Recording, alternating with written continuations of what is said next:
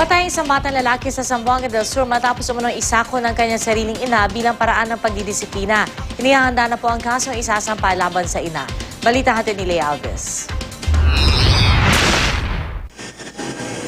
Labis na panghihinayang at pagsisisi ang nararamdaman ngayon isang babaeng ng Pagadian Zamboanga del Sur.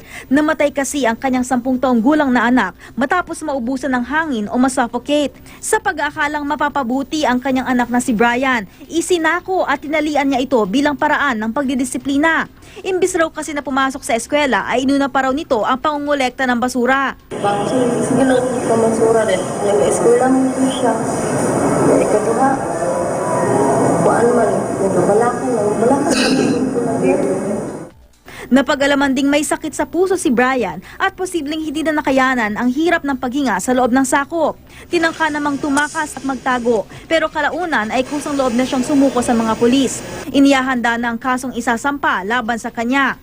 Pagdidisiplina rin daw ang nagtulak sa isang babaeng guro sa Tayum Abra para suntukin, paluin at sabunutan ang 9 taong gulang niyang estudyante. Wala raw kasing respeto at hindi marunong sumunod sa utos ang bata. Nangaminan tapos di sumong batket hangasyak. Nakat kasla agkurang ti respeto na di jobing kanya na ket kasla ma di tinagsadan di teacher. Iso nga medyo na diswan na DJ kwa DJ Ubing. Pero hanamat nga raramiden nga kanayon DJ ma'am. Pero ayon sa estudyanteng si Jim, di niya tunay na pangalan, pinagbintangan lang siya ng kanyang guro na ikinakandado ang isang classroom kung saan naroon ang ilang gamit ng mga kamag-aral. Sa galit daw ng guro, napagbuhatan siya ng kamay. Kasi na santo namin duwa, santo yung kasi na ma'am santo na nga lati bagbat, yung sapti na kanya ma'am santo pinungot. Nakarating na sa Department of Education ang nangyari at nakatakdang paimbestigahan.